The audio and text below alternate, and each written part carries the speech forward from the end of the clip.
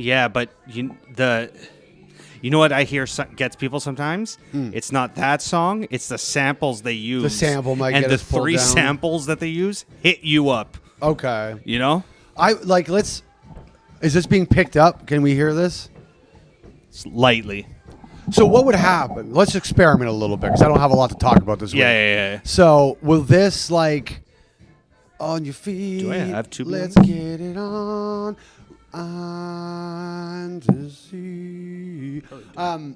So do we just get demonetized or do they make us pull the video down?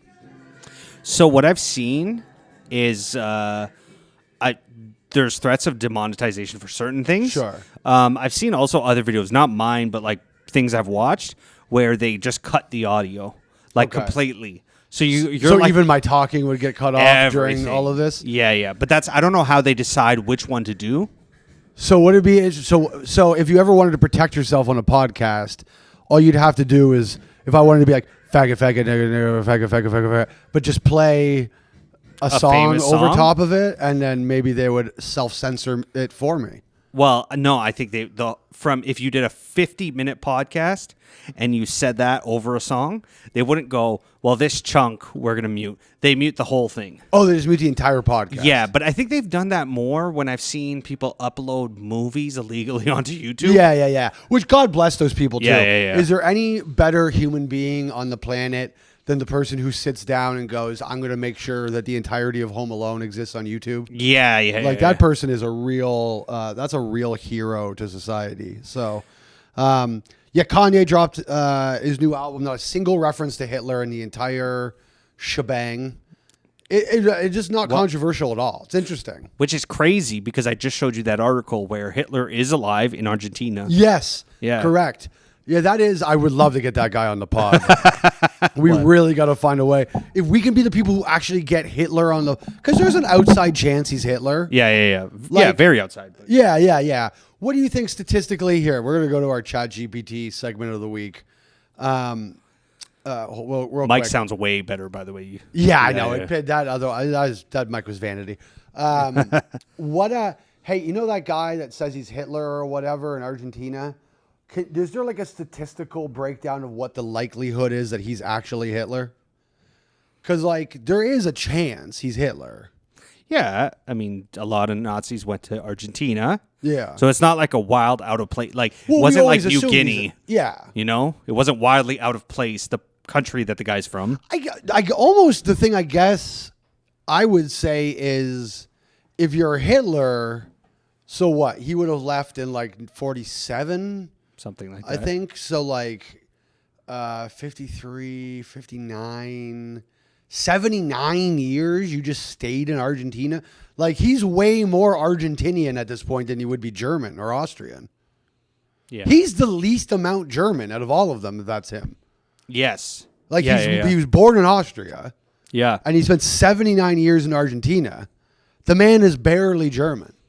There's an interesting thing. I was listening to something about there's a certain amount of leaders, dictators, whatever you want to call them, that ended up ruling a country and are their most infamous dictator, and we're not originally from that country. I'll say Trump, homie's Scottish as hell. Oh, really? Homie loves Scotland. He clearly wishes it was yeah. all the golfing, the fucking tackiness. You know what I mean? He the Jersey sort of big hair women and shit. Because Scotland is the 80s still. I always, if you ever go to Scotland, it is very the New Jersey of the United Kingdom. They're very caked on makeup, big hair, whatever. Very 80s sort of New Jersey-y sort of feeling people. Trump is, I would say, objectively the king of Scotland. You know what I mean? Yeah. That's super interesting. I didn't know that. He is if you look at him, very old school.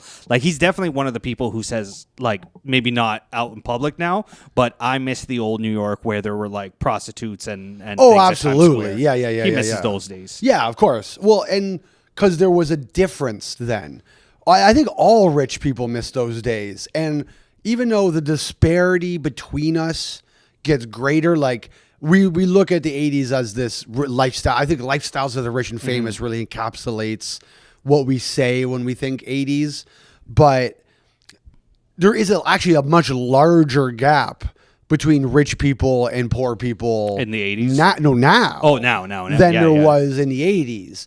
It's just, it hadn't gone through, and I think we've even covered this with rich people. They went through this revolution of like, we're just like you, and we have to like, as rich people get more extremely rich and things get more oppressive, you know, there comes a line where we will kill you. You know what I mean? Like they have to become more and more cognizant of, we will kill you. Right.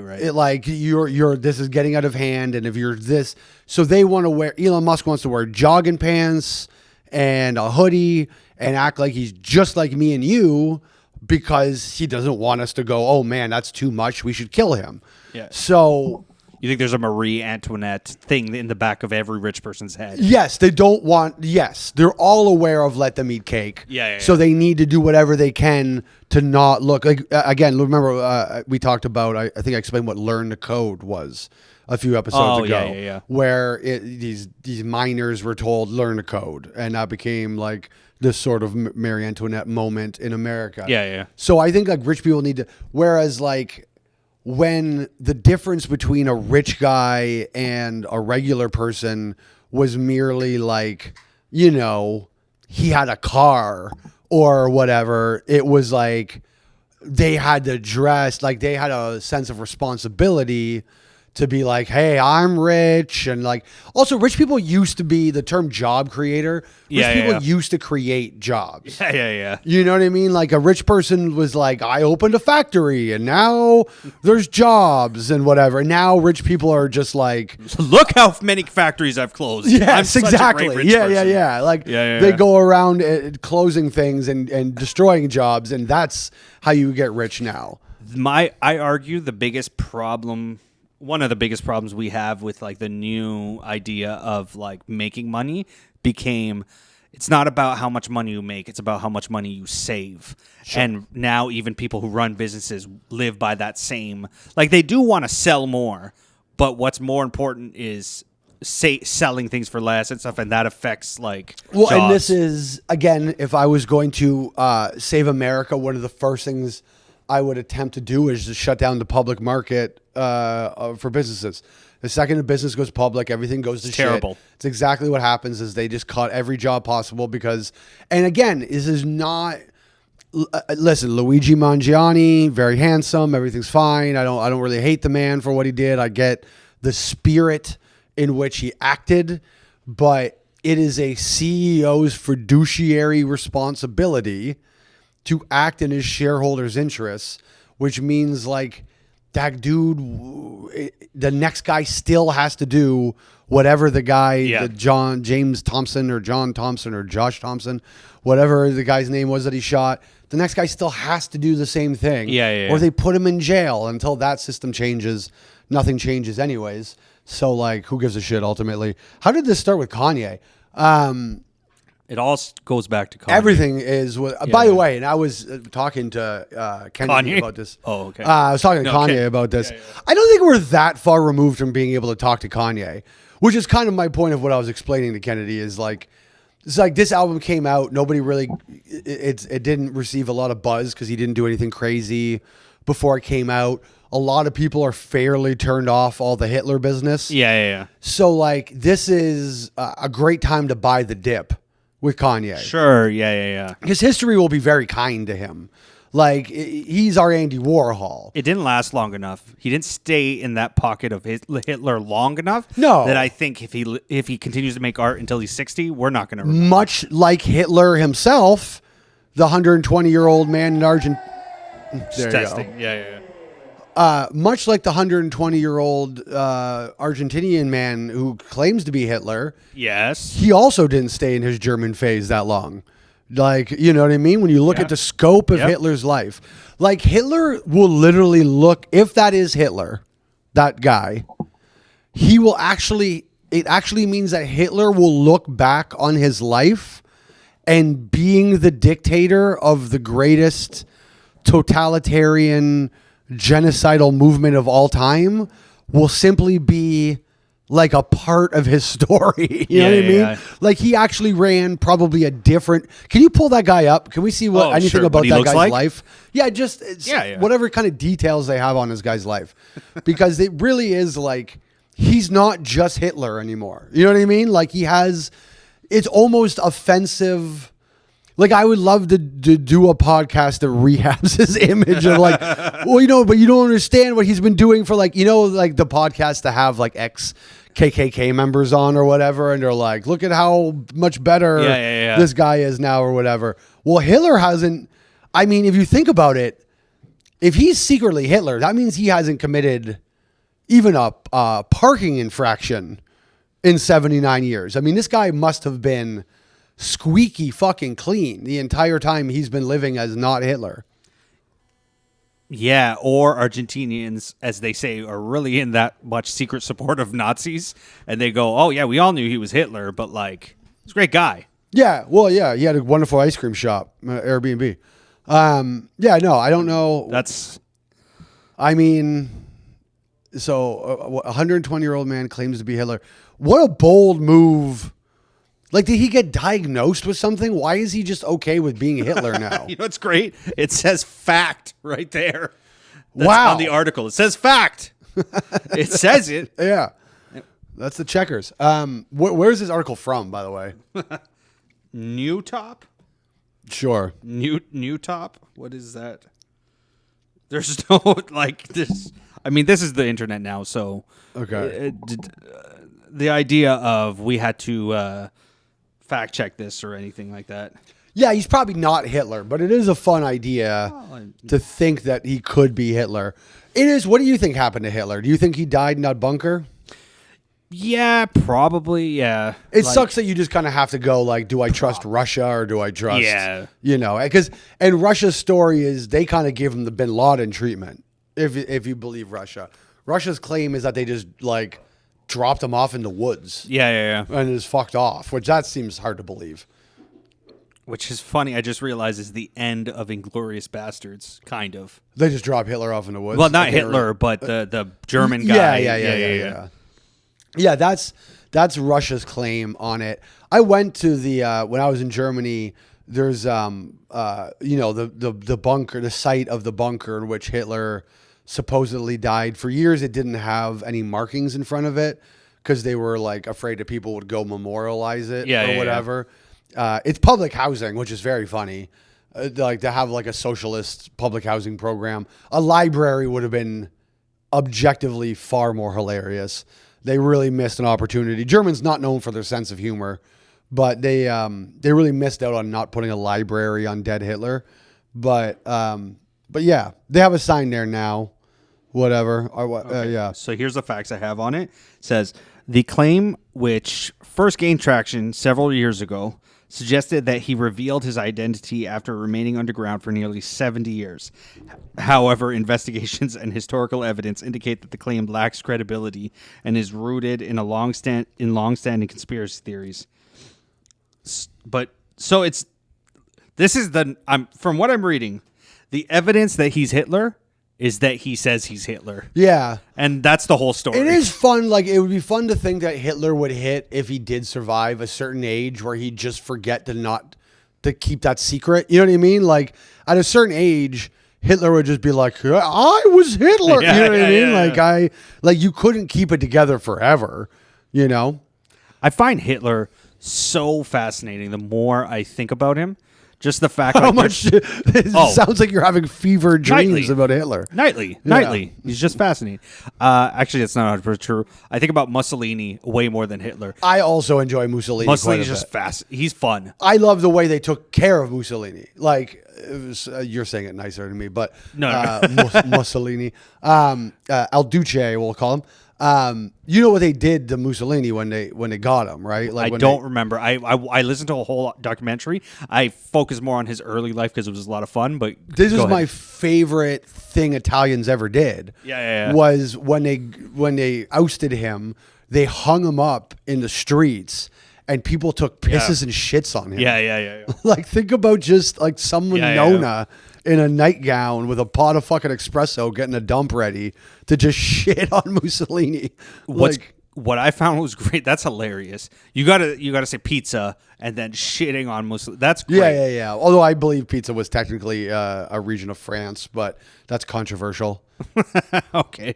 Well, that's still one of my favorite things about Mussolini that I learned in the documentary is he is one of the most famous, and something you can historically learn from is one of the most famous grifters of all time, because apparently he was one side of things politically, and then when it benefited him, he flipped and went the other way with things. Yeah, because it's very hard to believe there would have been two Hitlers at once. You know what I mean? Yeah. Like the stars aligning, and I understand how these things happen because we kind of have that now. But Stalin, don't forget. Yeah, but Stalin was a different animal. Like that truly was communistic socialist. Yeah. People were just meat grinders. Because the thing what separates Stalin, and there are arguments to be made what actual political ideology Hitler falls closer on. For years, we kind of just said it was right-wing fascism, but there is plenty of evidence. I mean, it literally was called socialism. It was called democratic socialism. So, I mean, there is an argument to be made that maybe their two political beliefs were closer than we would like to believe. Sure. However, Stalin killed his own people. Stalin didn't care about putting Russians into a meat grinder, which was really kind of not the same thing as Hitler's sort of his ideology. Right. He didn't want a lot of German casualties.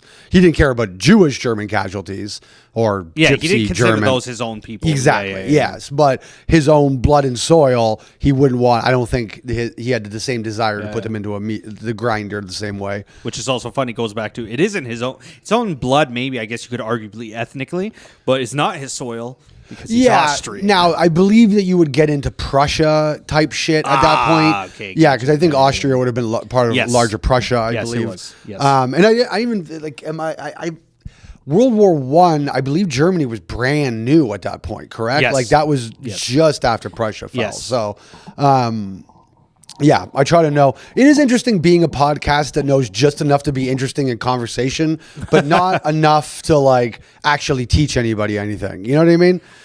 You could just look up that was Prussia. I might even be wrong. It might have been Prussia in World War I. I don't know. I just listened to a D.L. Hughley clip, which basically called all of us fucking idiots for ever thinking we could learn something from a podcast. Yeah, he's very anti. Yeah, I've never learned anything from D.L. Hughley. He just because he had a TV show doesn't mean it was more educational than a podcast. Now I'm immediately back on the other side. Fuck you, D.L. Hughley. I'm up and down about him. It's just I've loved his comedy, and that's just a dumb take. The idea. I mean, DL, if you're listening, you know what I mean. Send it to him. He's probably has enough free time. Seems like he does. The idea comments on everything that so the entirety of this format of media is completely worthless. Could you imagine when the printing press was invented, D.L. Hughley would have been you're not going to learn anything on a bunch of pages on a fucking book. You got to go out there and experience it for yourself. You can't just read about it's a stupid fucking take, DL. That's an old man, dumb, silly brained fucking take on things. George Carlin, not George Carlin, was it Dan Carlin's Hardcore History? Nobody can learn anything from Dan Carlin's Hardcore History. It's ridiculous. I will say I've found, and DL I think falls into this, is people tend to have black people are stupid. No, okay, sorry. I thought that's what you were saying. A myopic view of media and podcasting, depending on what is in their circle and what they listen to. So when he said that, I think he meant comedy podcasts that start to show themselves as some sort of intelligent thought. I don't think he knows about Dan Harmon's. You know what I mean? Yeah. Dan Harmon's the creator of Community. I realize I mixed that up. Although the Harmon Circle, very important. He has his own podcast.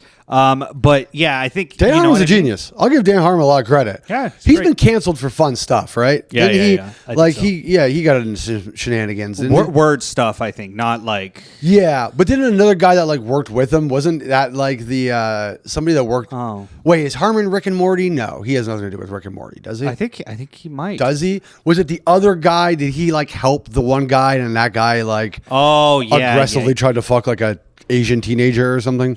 Maybe it was some. That one I can't remember all the. Anyways, who was we were talking about? Dan Carlin. Yeah, but again, and I guess technically, maybe you're right because maybe what Dave Smith just proved. That's what I think he means is a Dave Smith type. He's not thinking about Dan Carlin. So is that like? So does this mean that now that Dave quit Skanks, does this mean that Dave has graduated in intelligence past comedy podcasting, and now we're allowed to take Dave? That's how dumb the argument is, right? Because so now that Dave doesn't do a comedy podcast, are we now allowed to respect Dave's opinion because he no longer does a comedy podcast? Like, do you get what I'm saying? Yeah. No, I get what you're saying. I think to him and some other people who view it that way, no. Because he already did. He's not a accredited, and I don't think it's like definitely a school thing. Yeah. But if he was someone who dedicated the last 10 years to like being an advocate of something, not doing comedy, people would be like, oh, I listen to. I would just be curious. I have a hard time, and I obviously don't know DL Hughley personally. I have a hard time believing that DL Hughley would allow someone to say to his face that he doesn't know what he's talking about and accept that simply the fact that he has done comedy as a profession gives them the license to say that to him. You know what I mean? He also used to have a show where he pontificated about things and it got canceled because, and again, I want to stress this to the people who have that opinion. And let's put Dave aside because Dave no longer has a comedy podcast, even though I think Dave is a shining example of somebody who knows a lot more about all of this than DL Hughley does. If you wanted to put it to the test, who understands what's going on today better, DL Hughley or Dave Smith? I might not agree with Dave on everything, but I promise you from the bottom of my heart, Dave would lap DL Hughley in a embarrassing fashion. I guess it depends on the subject. You don't know, It would have to be so specifically black. And I still think Dave was enough of a wigger. He has a chance. It's just Dave is better than all of these people give him credit for on all of these things. And now listen, a lot of it comes from he got to live with his mom until he's 30 fucking years old and didn't have a lot of free time. You know what I mean? There are reasons for these things.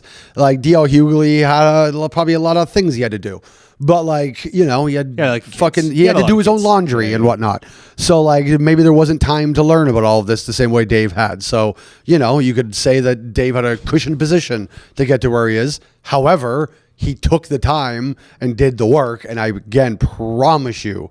Now, I think because Dave's a different animal. These people don't really. Dave is on a Tucker, whatever. Dave is on the level of people who do this for a living outside of the idea that he's part of comedy. Yeah. Him and Daniel Boardman. Those. Yes. Anyone banned from China. Daniel Boardman, man, I had to spend a fucking Canada Day. There were Canada Day beach plans a few years ago. And I got suckered into going to this thing. And Daniel Boardman was one of the first people who showed up. And I didn't really know him yet. And the first conversations was just about how he's not allowed in China. And I'm like, we're at a beach, guys. What the fuck are we doing right now? I don't care if you can go to China. Who are you? And why am I with a guy who's not allowed in China? You had no context. No context. I just know he was a Bankus guy. But, So, and now isn't India mad at him or something? What a strange life. Parts that one's confusing. We had him on Goblin and Ogre once, and he kind of explained that thing. Let's get him on this. He would be great on this. This is that's actually a perfect guy to have on this show. Absolutely. Yeah. All right, let's make a note of that. Daniel Boardman and also DL Hughley. If you like That's what I was going to say. You comment, we might actually have a chance to talk to Kanye. I've realized recently you have a chance to talk to anybody because there's a singer that me and my girl booked on our like Brampton show once, and that girl has been going at Clarissa. Do you know Clarissa Shields? She's like the top female boxer in her weight division, like right now. Okay. And she's dating Papoose, if you know Papoose the rapper. Fuck yeah, Papoose. Yeah. So Papoose left when he broke up with Remy Ma. It's very important gossip. Sure. He broke up with Remy Ma, and he went to Clarissa Shields after, and she's a big female boxer right now. This girl has been going at her online, and you just think, well, whatever. There's a lot of trolls going after. Clarissa Shields is going right back at her. Right about it, and she's a fucking millionaire. Interesting. One of the top female boxers of all time, and she's arguing with a singer who I think has been very nice to me and my girl, but is not famous. Yeah. So you could. Is that the one I met? No. Okay, no, I was gonna different. say, what a nice lady to be attacking a female boxer. No. She's nice and even keel. The other one, nice, but she's ready to go there. Yeah. But you could go after Kanye or DL enough online. Yeah. They might acknowledge you. Yeah. I almost feel I tried to start the beef with Mark Maron. I feel like DL Hughley has more free time than Mark Maron, maybe even. Mark Maron is more kooky, so it's like I feel like he could get into it, but then you could message him the week that he's obsessed with ficuses and buying ficuses for his apartment, and it just won't come. Whereas DL Hughley might have his but DL, that's a really shitty. That's just a dumb. That's just a dumb take. Tim Dillon, because I wanted to get away from Dave on that idea. Tim Dillon knows more about shit than DL Hughley, and this was my point. This was. DL, the reason that your show isn't on anymore is because you weren't right enough. And I think a lot of the left side of comedy, like the left wing side of comedy, we'll say, hasn't been able to grapple with that. That Tim is not a reflexively conservative person. Mm-hmm. He was just right. And the reason that these guys got so big was because people aren't as stupid as we think they are. And eventually they just notice, hey, that guy's been right a lot. And over time that builds trust and it keeps an audience. DL Hughley would have been right for a large period of time, but the time that show came along, things were swinging in a direction that he couldn't swing. Mm-hmm. So it tied him to a sinking anchor of being wrong. Like I even find this Chris Hedges interview that I sent to you, and we'll get into it. Let's just. I mean, we're already talking about Hitler. We might as well go straight into that topic. But it'd be great if we did a compilation of every episode we've ever recorded, and there's always a moment where you say, since we're already talking about Hitler. Yeah. How many times? Like the Rogan N-word supercut? Yeah, but Mia's just, let's talk about Hitler some more. I always say this. If you had 3 people dead or alive to have a dinner, who you having? This sounds terrible. I hate to say Patrice, but Patrice. That's cool. Are we going no family? Because it'd be family, I guess, but famous. Nah, yeah. Okay, yeah. Patrice. The idea, by the way, I guess for me, you could include family. There's no way I bring back my dead mother to have dinner with. That's a nightmare. Sorry, go ahead. Yeah. Okay, so Patrice. I might go Martin Luther King. I'm a big fan. Sure. Yeah. And I mean, I'm Christian enough to say Jesus, but I'm going to sidestep Jesus because in my head, I believe he's God. So that doesn't, let's throw him aside. Fuck. I'll think about it, but probably an artist more. Yeah, because you can't have Jesus with Patrice and Martin Luther King because now you're putting Patrice in a situation where he has to ball bust Jesus and Martin Luther King. That's fair. You kind of need a whipping boy in the situation for Patrice to play off of. I mean, it'll be you a bit. Okay. But so mine is, and now I'm always rethinking. I feel like Patrice, by the way, before I'm interrupting you, but would ball bust me for the pompousness of bringing him to a table with Martin Luther King. Yeah. Fucking insane. Yeah. Anyway, you were going to say yours would be. Also that dinner would end quickly because Patrice and Martin Luther King would go to a bar to try to get pussy. Yeah, you're gonna have to invite a female to that dinner. I think if you have Patrice and Martin Luther King, you need like Harriet Tubman or someone for them to fucking. I immediately went more. What would I want is a dead woman that I thought was hot. Back, who's dead? Yeah, that's hard to do though because these women were disgusting previously. You know what I mean? You don't think there was like you don't look back at old pictures and ever think like I'd fuck Judy Garland for sure. Yeah, but you still like. But looking at Judy Garland, she's still like a normal today 6. You know what I mean? Like, yeah, you think like so? The most beautiful girl in the like 20s and 30s is still like just fine now. Now you could like do whatever girls do to be so much better now to them or whatever. And maybe that would close some of that distance. Yeah. But like, yes, there are classical beauties, but they still come off as frumpy bitches today. Oh, I don't know.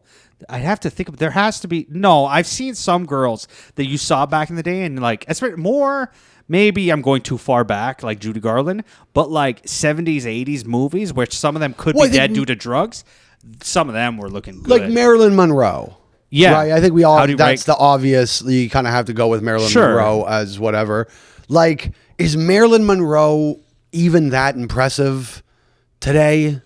Let's pick up a picture. I have your thing up anyway, so it's ready. But yeah, okay. let's just jump. It's a fun diversion. My 3 people for dinner are Hitler, Anthony Bourdain, and Hunter S. Thompson. Now, I am thinking as we discuss this, adding my mom in there is actually kind of a fun punishment for Hitler. Like it is a little bit of revenge to force Hitler to sit down to a meal with my mom. And so my thought process was there's nobody more interesting to talk to than Hitler, but I kind of can't do it alone. So in my mind, I'm like Anthony Bourdain would make a fabulous meal. Right? Like, don't forget you're having dinner. That's good. Right? So Anthony Bourdain's going to be able to do a meal, like some like Austrian home cooked, like as something cultural that like, yeah, like she's a beautiful woman. First of all, Tony Storm arms. But like, she's a beautiful woman, of course. She's like literally one of history's most revered women of all time. I literally think she has a hard time getting into some nightclubs in LA today. Yeah, I'm looking at this. And the black and white one was the best to go with because it kind of softens the edges of old bad pictures. Yeah. Black and white pictures, oddly enough, look a little better than old color pictures. Yeah, that's like a. It's just not that crazy. And look, let's give me. I'm a 3 or a 4 compared to her in that picture. She's still a 7. That's what I'm saying. Yeah, it's just not that crazy. So historically, it's very hard to go like, oh, a beautiful woman from history because it's like they're just not as beautiful. Like Kennedy makes Marilyn Monroe look like a fucking fat bitch. You know what I mean? Like. Yeah. She says, oh. So like, you know what I mean? It's tough. But yeah, I think Hitler, Anthony Bourdain, and Hunter S. Thompson, because Hunter S. Thompson can kind of like, I want people who will have an interesting discussion with Hitler in a way that's not completely combative. Yeah. Like, you know who would be terrible to have a conversation with Hitler? D.L. Hughley. That would be incredibly uninteresting to add D.L. Hughley to that dinner because D.L. Hughley's just going to yell about how Hitler was wrong and blah, blah, blah. How could you do that? Yada, yada, yada. Whereas like Bourdain and Hunter S. Thompson, we're going to have a nice meal. We're going to do some drugs. And we're going to like get to the bottom of it. You know what I mean? You think so? I think Hunter S. Thompson, yes, but I don't know as much about him. Hunter S. Thompson's kind of white hero-ish. Like, I don't think. Yeah, you guys didn't really. Yeah. Which is why you guys are in the position you are. You could have given more of a shit about the place you guys were all coming. My dad's country again on the up. Discovered oil. We're going to be very important, especially after all this Iran stuff. Yeah. But Bourdain, I don't know. Like I've watched interviews with him. He was more of like a left winging guy. Like I think he. I'm not was saying he Jewish? No. Okay. No, he was against pedophiles. He wasn't one. Terrible. Thanks. Well, statistically, a lot of them for some reason, but no. Anthony Bourdain, I'm not saying I want people who agree with Hitler. Yeah. Oh no, but I meant like he was combative sometimes. Yeah, but I still think that he was very good at finding the humanity in it. You know what I mean? Like Hunter S. Thompson, the same thing, was good at like he could hate somebody or he like disagree. Maybe hate is the wrong. He could disagree with someone adamantly, but he was still interested in what made them that. Yeah. Like I want someone who's going to look at Hitler analytically, not just go "fuck you, Hitler." You know what I mean? Right. So, my mom would actually be pretty all right at that dinner. Now that I think about it, maybe we get rid of Anthony Bourdain and we force Hitler to eat my mom's like shitty box mashed potatoes. Yeah. And like we just put Hitler through like a really awful dinner, and my mom's just smoking at Hitler the entire time. like if there is a 120-year-old man who is Hitler, my mom would be the sleeper cell that reactivates the Hitler in him. Like he would have had dinner with my mom and been like, I don't know what she is, but we have to kill all of that now. Like whatever that lady is, ironically is Scottish. But yeah, just like Trump. So there you go. You could kill Trump. You could kill my mom. You know what I mean? I think Hitler's round 2 would be he'd kill Scottish people. After having dinner with my mom. I mean, I assume his intention was, not to kill Scottish people, but they probably weren't gonna he was gonna control it because they're not master racy. They're Yeah, I also wonder how far. This is a whole fucking Hitler thing, whatever. And okay, so it kind of brings us to. So before we get into the hedges part, why don't you just talk about what you were discussing with your girl? Because I think. Oh yeah. And also we can bring up. You talk, and I'm going to bring up something on this resolution. Sure. Well, essentially, we got into a little bit of a debate or whatever because she's being very pro this idea, which is the Ghana. I think it started with Ghana, and then it turned into like a coalition of African nations. They said, we want the UN to say, state, and we're all going to vote on it, that the biggest crime against humanity in history was the transatlantic slave trade. And so a bunch of countries voted on whether they agree or not. And most of the European countries, if we're to simplify things, voted no. Some of them and some other countries that are white adjacent or whatever, like Canada, said we're not going to vote. U.S. voted no because they're seen as the main, buyers of that. And then a bunch of other countries, most other countries voted yes. It is the worst crime against humanity. And then this is turned into a debate of why would a country say no, it isn't the biggest crime? And I was arguing, I was telling my girl, you can't expect Israel, for example, or Germany to agree with that because they see the Holocaust as the greatest crime. And there's and then also the part I didn't tell you is the argument on the other side of why certain, a lot of Middle Eastern countries voted yes, that's the greatest crime. But people argue that's because they had their own slave trade that is not the transatlantic slave trade. They still do. Yeah. And they are like, oh, let's call this thing the worst so that people stop paying attention to what is our worst deed. What do you think the Dubai chocolate, when do we think that wall hits finally? Do you know the whole thing about Dubai chocolate? Yes, what's funny? That was the second argument that me and my girl got into today. Not real arguments, we're cool. A strange coincidence. Well, because we were arguing, and you'll correct it and side with one of us. I thought the Dubai chocolates thing was because they wanted to fly girls over who shit on them. She's saying, no, they shit on the girls. Oh, that's interesting. I don't know if I have a hard stance on this necessarily. I think it's now. I think it's shitting on them mostly. Meaning shitting on the IG models? Yes, I think the Sheik shit on them for the most part. Oh, okay. But I do think that they probably mixed that up. Now, I think that you were on that the girls shit on the Sheiks. Yes, and that's why they want to hide it is because, who cares if you're shitting on girls? Well, because it's haram. You know what I mean? You're not really allowed to be a sheik and shit on. That's not fair. A white girl. You're not even allowed. You shouldn't even see their face, let alone be able to shit on it. Yeah. I think where you're getting maybe is John McAfee is where you're getting the reverse. You familiar with was John he- McAfee? Yeah, of McAfee Software. antivirus. However, But yeah, you yeah. understand. You know the whole story with McAfee, right?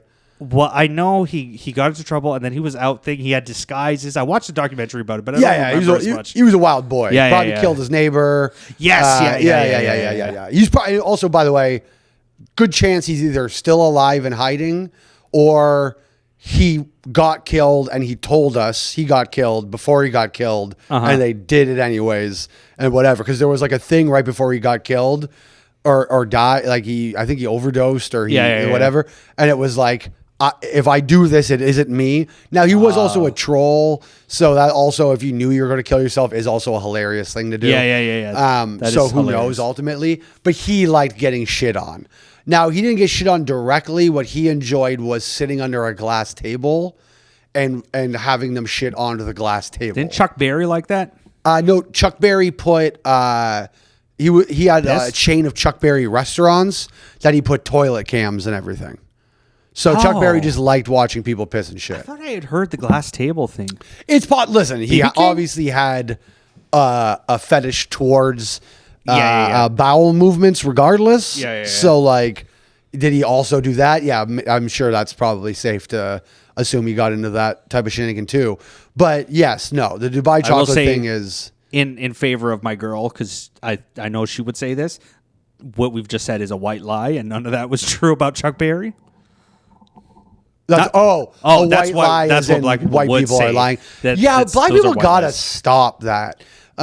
It is just not, every minority group needs to stop defending the criminals so hard. You know what I mean? Like, I just like, go ahead. Oh wait, that is a crime. Never mind. I was gonna say, well, he's not a criminal. He liked, and I forgot you told me He was illegally filming people in the Yeah. washroom, That which, is by the way, crime. is not even debatable. Like, he did. That's not like, it's not a conspiracy. Like, he got caught doing it. I don't think you should fight everyone, but there's some I believe. Like I will wholeheartedly believe that everything they said about Sam Cooke's death is a lie. And Okay, none of that so happened. when we're getting back into that, I mean, I'm more in the R. Kelly, Bill Cosby defender territory of like Bill Cosby wanted to buy NBC in 1992, and so whatever. I don't Now know. you're getting into my wheelhouse of I also might believe. So why some of didn't that. they accuse him of rape in 1992 then? Why was it Hannibal Buress? So I just don't believe that Hannibal Buress was the Manchurian candidate they sent to destroy Bill Cosby. Like, it's just a very strange delivery method. Well, I'm less of a believer in like they did it because of this, but I'm not 100% against them disliking certain people disliking famous black people and wanting to take them down. So it might have been a crime of opportunity, like Hannibal Buress things, and then the people who control the media go, "Let's put this out there." But they already had it out there. The only reason Hannibal Buress knows any of that is because he worked on 30 Rock. And Tina Fey, by the way, and if anybody wants to blame anybody for Bill Cosby, it's fucking Tina Fey and Amy Poehler, because they clearly knew. There is not a single, to my knowledge, male who came out with knowledge of what was going on with Bill Cosby. And I only reason I get worked up about this was because of Louis C.K. and how we were constantly told that we all knew what was going on with Louis C.K. and didn't say anything. And it's like, no, we fucking didn't. I know people very, very, very close to Louis C.K. who absolutely had no fucking clue. And yes, they heard stuff like the rest of us, but what are they going to do? Hey, Louis, were you jacking off? Come on. Be realistic. It's a business. The same reason those girls couldn't say something to Louis. It doesn't mean that men can just they're in the same fucking business. They're in the same position. Robert Kelly couldn't be like, "Hey, Louis, are you a monster?" Like, he needs Louis, you know? So like, you can't do it the same way. Amy Poehler and Tina Fey were more powerful than Louis in a lot of ways. They could have said something sorry, this is not about Louis anymore. It's about Bill Cosby. They had all the ability in the world to not make flippant jokes about Bill Cosby on 30 Rock and actually go, hey, just so everyone knows, Bill Cosby might rape people. Yeah. We clearly have information on this because we make jokes about it subtly on our show. So that's where it comes from with Hannibal. Hannibal wrote on 30 Rock. So that's the pipeline. That's how he knew. It's the NBC pipeline. So, which does feed the argument, but at the same time, then why not have Tina Fey be the fucking messenger to shoot him in the head? Well, that's why I'm saying I don't think it was like he was the messenger. I think he did that bit. It got a little, view, and then they go, oh, let's put the machine behind this. But it wasn't like he was still trying to buy NBC in fucking No. I'm not saying that's the reason. It's just to whatever. take down a well-meaning good black guy. I just think like, no, these guys, it's just when the juice runs out. It's like it's when they stop making money off him. Nobody's making money off R. Kelly anymore. Fair enough. Like that's when that's why they recycle the fucking black women out every 10 minutes. Is like they have to have a new car. Oh, Cardi B's conservative. Get her out of here. She's gonna say something crazy. Oh, Nicki's. Oh, Doja. Oh, Sexy Red. Like because you got to recycle them fucking out of their usefulness. Like a lot of these things aren't. Where I depart with a lot of conspiracy theorists is. I think it's just often perverse incentives. Like it's very rarely this like great nefarious scheme, and it's very obvious. Like follow the money is the most cliche thing in the world. But why did R. Kelly get ousted at the time R. Kelly got ousted? Follow the money. He wasn't making any more fucking money anymore. Well, he was because he can R. Kelly, and it shows up how people still listen to his music. And there were videos of women saying, "I'm still going to listen." If R. Kelly posts a concert in like Denver, so he can still can make money. Yeah. But they can't make money off him anymore.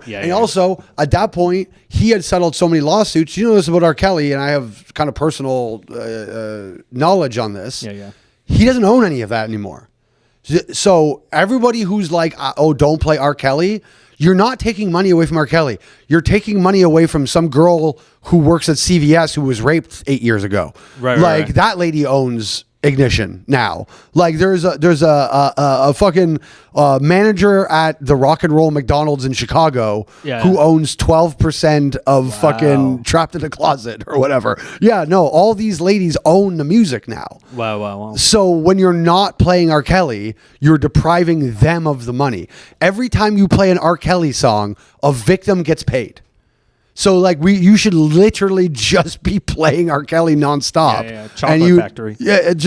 Go nuts. Have a on like women's. I'm sure there's like some sort of rape survivor day or whatever every year. There has to be a rape survivor day. You know what I mean? Like there's a fucking like panda attack survivor day. I'm sure. Like let alone women who get raped day. It's probably just covered by International Women's Day. That would be so offensive. It's a banner. There has to be a separate day for women who have been raped and are okay with it or not okay with it, but like are fine now or whatever. And just International Women's Day. You can't be like, hey, today's the day for like Hillary Clinton and R. Kelly's victims. Like you gotta kind of give R. Kelly's victims a sort of separate day. You know why you don't want a day like that? Because there's let's go with the internet terms. There's an essay that happens every day of the year. It literally took me a second to realize you didn't mean a long form written paper. Oh, an essay. Yeah. Why essay? Sexual assault. Let's do another thing that we talked to the internet for a second. We've got to change SA. That's not a good that's not a good solution for getting around the term because it already means like faggot in Spanish and it's a homework assignment. Essay is already too many things. Well, how do you feel about grape? Grape, at least we know what you mean. You know what I mean? Like the context dictates grape. Essay has too many contextual errors. It leaves room for. Yes, I agree. Also, just stop worrying about words because it's about demonetization. And it's like, so what's more important, the $45 you're going to make from this YouTube video or talking in a serious way about rape survivors? Like you can't demonetize your fucking little video that's about rape survivors. You know what I mean? Like it starts to feel a little slimy in that it's like, well, what's really important here? Like, what is the purpose of this video? And when you censor a video on an important topic like sexual assault so that you don't lose the monetization on your video, it's kind of makes me feel gross about you a little bit. You know what I mean? You're grifting. You're grifting. Yeah. Like you don't actually care. This video there is a hierarchy of what's important about this video, and rape survivors comes under monetization now, is what you're telling me. Yes. And that's what's ugly about it. That's like, true. Maybe you kind of care. Rape, if this was Family Feud, maybe the number 2 answer in America is you care about rape survivors, but you've made it so the number 1 answer in America is you care about money. So maybe just start saying rape again and sexual assault so we know what the fuck you're talking about, and then just lose the money. You know what I mean? Well, that would be integrity, but we don't. Yes. Who wants that? And listen, there's a long-term gain to be made. Maybe only 8 people will watch this episode this week, but at least I'm saying rape. You know what I mean? Sure. I will be poor with integrity. So, what the fuck did where is this tangent down? Well, we were talking about there being a sexual assault day or whatever. Sure, yes. And I said, well, it's too ironic because it'd be sad that the fact that there's a rape every day ever. Sure, every just day out ever. of statistically. I believe it's every 30 seconds. Someone is raped. Sure. Yeah. So the sad irony that it could be a day, it's sexual assault day, and someone's being sexual assaulted on that day. On sexual assault day. Yeah. Well, it's not like, not to go back to Patrice, but like Patrice's idea of harassment day, where it's it's whatever. But anyways, the day. What was the point of bringing up the sexual assault day? We got to walk back a little further. I almost wish I could watch my own podcast right now. That'd be great if your whole podcast, every episode, is us doing half an hour and then rewatching the half an hour to pick up the fuck? tangents. Yeah. Well, we got to walk it back. So it was defending R. Kelly. Oh, so if there was a National Raped Ladies Day or whatever, Right. They should just play R. Kelly all day. Right. As like the backtrack, because you actually funds go to. would be supporting. Like, this is the problem. And again, that what we just described, this is why I don't or haven't taken a lot of people on the left seriously for a long time, is because the sentiment very often feels like monetization first, and then we actually care about victims. And I think this, like, the idea of, and listen, a lot of people just don't know that fact or haven't, like, whatever. Not that it's out there. Like, that's a known thing that the lawsuits have taken the music away from him. But the people that won't play R. Kelly then, now listen, I think there's probably some ladies who have been raped that just don't want to participate and hear a rapist sing or whatever. That's a perfectly fine. But the people who are like, I don't want to give that guy money, it's like, well, look into it a little bit. You're actually like doing the opposite of the thing, you know? And like, I also just think like the same reason I want to have dinner with Hitler is the same reason that I'm not like, I asked this question for years, and the topic of Bill Cosby, I'll be interested to hear your answer. Yeah. So Bill Cosby goes through trial. He's found guilty, and you have one of 2 options as part of his punishment. He either has to participate in the roast of Bill Cosby, where the dais is made up of mostly like survivors of him, and then Hannibal Buress is the roast master, because you have a comic in there, makes sense, ties it all in. So you have that, or Bill Cosby for 1 year time tours under strict supervision, an hour explaining the whole thing, talking about it, whatever, giving us his perspective today on what Bill Cosby's life was and whatever. And like, because I'm way more interested in that. Like, I'm way more interested in seeing an hour of Bill Cosby explain Bill Cosby and defend Bill Cosby. Because people think that like the idea of giving someone a chance to defend themselves is like a tacit, like support or something of somebody. Whereas it's like, no, it's just I want to understand. Like, what is because I just think there's way more of a use in understanding than there is in the idea. Because so many people will say the roast. And to me, the roast is just entertainment value. But you're getting your kicks in, but I don't know that helps us as much. There's also something inherently interesting about analyzing evil. Like, I think I told you this before, but there's a podcast that I used to listen to, or a YouTube channel, and it's a therapist. and he would just, it started out very, it's funny, is like very soft, where he would like watch an episode of Friends and break down what type of therapy he would give to the character, very like silly stuff. And then he got into like, we're watching reality show clips and being like, I'm actually like, this person should look into this. Maybe actually get some help. Yeah. It was media stuff. And then it just got to like, well, he's a real therapist, and got into more serious subjects or whatever. And then he ended up, and I had to listen to it. He had an anonymous call from a guy who's like, I'm a pedophile. Like now, of course, it's always a soft landing where they're like, I've never done anything to a child. Yeah. And I do believe that exists. Yeah. There are like people who have that fucking bug that haven't acted on it. So, sure. They know what's allowed. Yeah. But it was like, it's dark. It's like, if you have, it's probably not an easy listen if you've been through it, like in your life. Mm-hmm. But fuck, I clicked on it fast because I'm like, and it's creepy, and it curdles your stomach a little bit, but it is interesting. And I think it's far more useful. Yeah. I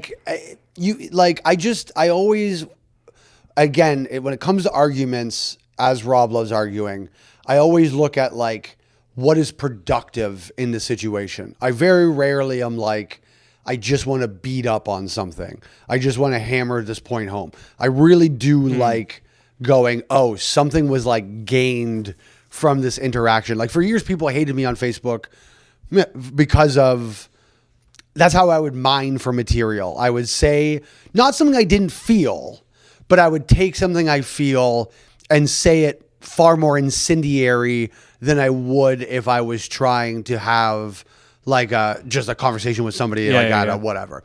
For the point of provoking the point of view and then explaining the understanding after, because people don't engage with just sort of thoughtful, here's a clean, thoughtful, what I was trying to say, versus here's a really inflammatory version of what I want to say. People engage with the inflammatory, right? And then it gave you an opportunity because now they're in, and now I can kind of hit them with the rest of it, but I've already got them in this engagement. So, but I always wanted it to be, because ultimately the end goal for me, and this is what people misunderstood, was to actually make them understand. Yeah. And the initial thing could make them think that that's not what I was going for, but I did want to dig down deeper and get them to a point of understanding with things and like have a productive aspect of it. And beating up on a pedophile or trying to understand, that's why Chris Hansen's the GOAT.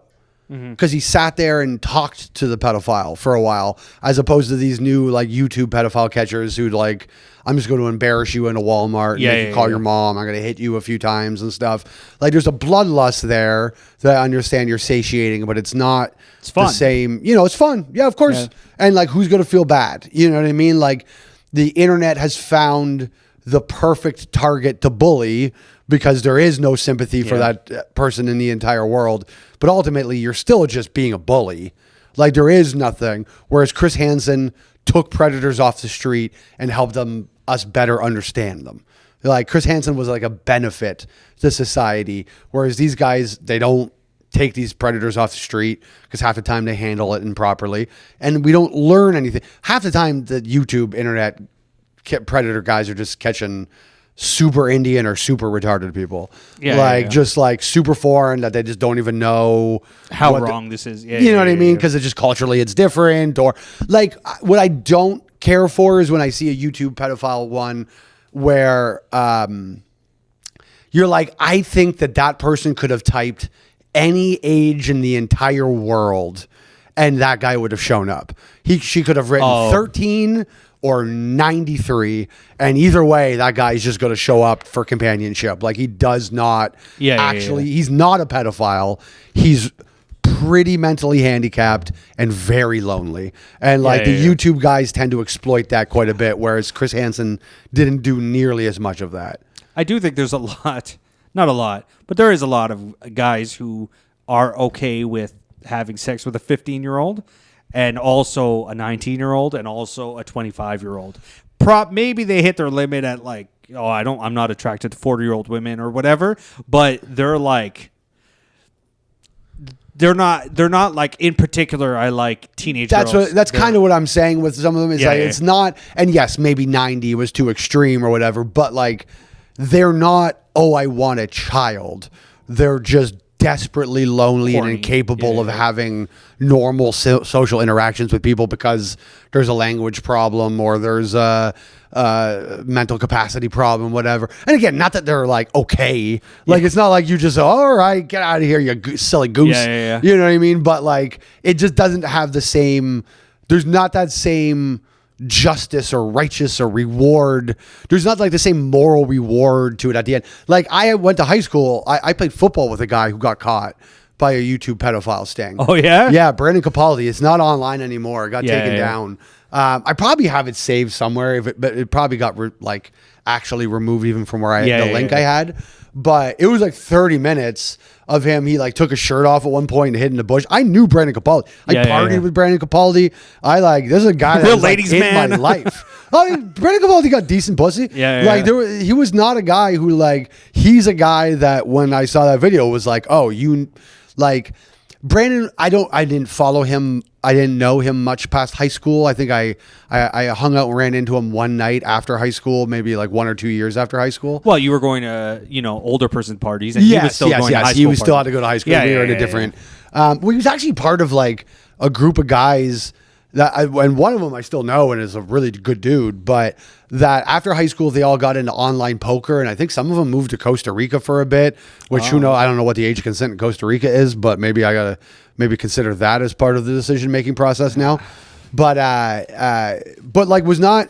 But what I could see about Brandon would maybe be is that he was a bit of a peaked in high school guy. Yeah.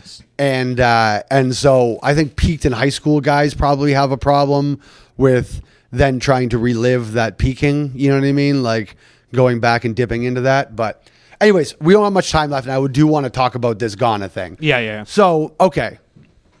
Basically, the argument is what was worse, the transatlantic slave trade or the Anything Holocaust? else? Well, yeah. I think the to Holocaust those is the countries- GOAT. Yeah. I agree. Okay, here, hold on. I don't 100% agree. I disagree with the argument of deciding which one is the worst crime. Like, you know what I mean? It does seem like I don't really, I guess, understand ultimately what the goal is. It does connect to them also agreeing that we'll figure out some sort of reparation for. Got it. So there's yeah. And listen, not to go back to Patrice again, but Patrice has the correct. Now I don't know what does Ghana want money for like their people, like because isn't that just kind of would the idea of paying Ghana then not sort of then feel like reopening? Like, wouldn't that then just be Ghana saying you didn't pay us enough for the slaves? I think they would say they are advocating for, like, my girl who's the descendant of slaves, right? Sure. So, no, the money would go to her family. You know, they're saying, hey, these are our fellow black people that you guys, did this to. Listen, I think the best reparations is like what Patrice said, which would be being exempt from federal income tax. Yeah. Would be the best form of reparations, because the other form has Dave Chappelle, another great black comedian, put it. Reparations Day would just be the greatest boom in the American economy of all time, because it would just go immediately back into the economy. Your reparations is kind of just silly, ultimately. It's just not how people get ahead in the world. Like, I just think it's gross to put a dollar figure on, like, what would you, okay, so this is a perfect example, since we're discussing the Holocaust versus the transatlantic slave. Is there if you were the grandchild of a Holocaust victim, what amount of money, and by the way, these are Jewish people, they love money, right? Mm-hmm. So like, what amount of money would make a Jewish descendant of a Holocaust victim go sick? Well, I will say the argument I've read online, and you can tell me how true this is a lot of people say they did get reparations. Slave descendants. The Holocaust never or did. the slave? The people? Holocaust people. What did they get? I don't know. That's what I've read online. They say they got some form of reparations for that from like the European countries, or they the forced European Germany to do it. countries got the Marshall Plan. I'm familiar with that. I'm going to type this in. Did Jews get reparations from Germany? I guess is yes. Germany has paid over 90 billion in reparations and indemnifications to Jewish Holocaust survivors, heirs, and to the state of Israel since 1952. And to the state of Israel, first of all, makes me question that quite a bit because then, sorry, I'm doing a little bit of math. Yeah, like I don't know how much, like, I don't know if Jeremy Dobsky got anything from, like, you know, I don't know how that works. So they say 9. So we're to believe, and I do, that 6 million Jews were killed in the Holocaust. Yeah. Right? So if we're looking at the descendants, how many then descendants of those 6 million are we looking at? It'd be exponentially more. I guess, yeah. Correct, right? So let's say 2 generations out at 2.5 kids, let's say we're looking at 12, let's say 20 million people that then probably represents in an umbrella conservatively. Yeah, Does that make something- sense? Sure, yeah. So I got to redo this math Google quickly. So you have 9 billion being divided by 20 million. So every victim of the Holocaust then received $450. Like, you know what I mean? Like that. It's not a reasonable, like what would be the number? So there was 100 million people involved. And this is we'll go back to determining, we'll end the episode. I'll make a harsh determination on what was worse, the slave trade or the Holocaust. All right. But, you're talking about 100 million people involved in the transatlantic slave trade. Mm-hmm. Now, extrapolate. And by the way, this will all go towards my argument of which is worse, because I actually feel pretty strongly that I happen to agree with Ghana on this. The Holocaust took place for generously under 20 years. Sure. Like, it's actually quite a bit under 20 years. Yeah. But we'll give them 20 years of unpleasantries, because not the entire Holocaust was the period of unpleasantness for Jews. There was a time. So let's say 20 years they suffered under the Third Reich. Once you're in a camp, you're probably not having a good time.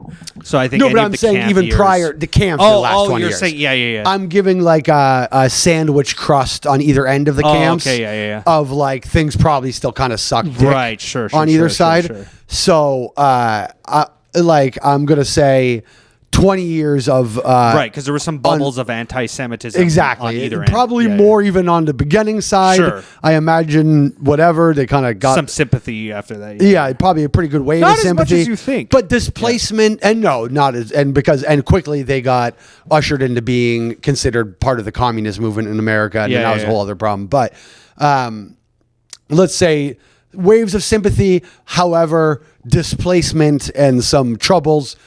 We'll even give them 25 years. The Atlantic slave trade went on for 400 years. Yeah. Right? So it affected 100 million people. You could argue it also probably led to a severe level of deindustrialization in the African countries, which probably had a ripple effect of furthering suffering in African countries on top of it. I guess the problem, and this is where the Chris Hedges, and I don't even think we're going to get into the Chris Hedges video. Yeah. I would just instruct everybody, you know what? Let's see if they'll pull us if we put the Chris Hedges video on the end of the podcast this week. Let's see if we can add it to the end of this podcast. Did we do that with again? That was CNN something? Yeah, it was the 60 Minutes interview that Barry Weiss did. Yeah. That was like super not prepared and fucking shitty, and then they had to pull it. Yeah. No, we'll try to put this one on the end. Yeah. But where I think the argument divulges, but what Chris Hedges said is interesting. And by the way, Chris Hedges' speech probably will be taken as anti-Semitic in a lot of ways, because he's also kind of discussing this idea of transatlantic slave, Armenian genocide, and that like really the reason the Holocaust is the Holocaust to us is because as much as we don't consider Jewish people white, we kind of consider them white. And so that was like the largest white ethno-Holocaust that's ever existed, or white ethno-genocide, I should say. I think it was also, I would argue, because I have a lot of I feel really bad with like watching the Holocaust stuff and stuff like that. I do think it's underplayed by a lot of racists and anti-Semites. It's for sure like, but it's also there's a lot of pictures and video, and I think we were stepping into that world. That's a big portion of it. But I also think that there is. I think it's saying that the Holocaust is downplayed is a bit strange. I would say. By racists and anti-Semites. I'm not talking about by the world, but there's people who don't believe it happened. It did. Well, yes, of course. I mean, there's also people who agree with the Armenian genocide and that was fine. And there's always going to be people who agree or have kooky views. I think we got to kind of straighten it into what is the mainstream opinion. And I think the mainstream opinion from most people is the Holocaust is the GOAT. That's the greatest tragedy in human history, right? And I think that's where something like this comes up. Now, I think the argument that would be made, and by the way, racists make this argument all the time about the slave trade, is that wasn't that bad. Maybe Ghana is not the right place to raise this issue, right? Because it was Ghana who sold the slaves to us. Yeah. So it does become a little difficult then when your own people are, but there, and Chris Hedges discusses this about the Holocaust itself. It becomes murky to create the Jews as the pure victims only of the Holocaust, because there were plenty of Jews who benefited off the suffering of other Jews to their own benefit during the Holocaust. There were Jews who ran the camps for the Nazis who kept the Jews in line and financially and in their own life benefited of the suffering of their own people. So just like the slave traders in Ghana, there were plenty of Jewish people who sold out their own people as well, right? So then it becomes tricky to then make anyone the solo victim of any of these things in a way. And not that they're not, and again, that is hard to hear for people, right? Because you're like, well, Jews are clearly the victims of the Holocaust. Yes, but it doesn't tell the story. And I think this episode ended up not being terrible. There's a nice thesis to this entire episode, which is very clean, which is, I think, and again, I'm going to point to the left and I'm going to point to D.L. Hughley. There is this tendency to want to go, here's the bad guys, and here's why they're bad guys, and here's whatever, but it doesn't give you a full understanding. And I just think it's more important to have a full understanding. I think it's important. Chris, I just talks about it a lot in this. I think Jordan Peterson was an important person because he had a lesson on we can all be Nazis. Why we study this stuff, why what Ghana is doing is important and worthwhile, why we have or should have Holocaust museums and education and all these things is to learn the lesson on how to never get here again. Yeah. Like that's the point. It's not, boy, that's sad. It shouldn't be sad porn, right? We've gotten way too much into where we reward these sad 12 years a slave and all these things, which is really just suffering porn at this point. I want to learn about the bad guy so we can understand the conditions that were created to get us to that place. Trump is not the reason we are where we are today. The conditions in which Trump came up are where we are today. To go back to Chris Hedges again, in 2010, in his book Wages of Rebellion, he literally predicted Donald Trump. He said, because of the growing disparity between the rich and the poor, much like in the this is why you need to know history. When in the Weimar Republic, the same thing was happening. The disparity between the rich and the poor. So what happens? It becomes way more acceptable to use racial slurs and to denigrate particular groups of ethnicities and things because of the conditions we're living in. People naturally want somebody to blame when things are going really badly. So it is not that like Hitler just came along. If Hitler came through in the 80s, he would have gotten anywhere, because in an age of disparity, Hitler does nothing. He doesn't. Why doesn't the People's Party of Canada receive any votes? Why can't they win a single riding in Canada? Because we weren't bad enough. The conditions in Canada, our social safety nets, kept the lowest people in society from being so low, they felt that emotionally reactive to vote a party like that in. That's how this stuff works. Chris had just predicted in 2010 that a charismatic charlatan would rise up to power, much like Hitler, and he would use the racial slurs being back and the ability to blame immigrants and different ethnic cultures for why the country was bad. He said it would be an actor. Trump's not quite an actor, but he got it pretty goddamn close. He was in Home Alone. He wasn't Home Alone. He technically is in SAG-AFTRA, so whatever. But he gets free health care. Donald Trump has, I want all the Republicans to know, Donald Trump is in SAG-AFTRA and gets free health care. He has a free health care plan. He has the same health care as Tom Cruise, and I want you to know that.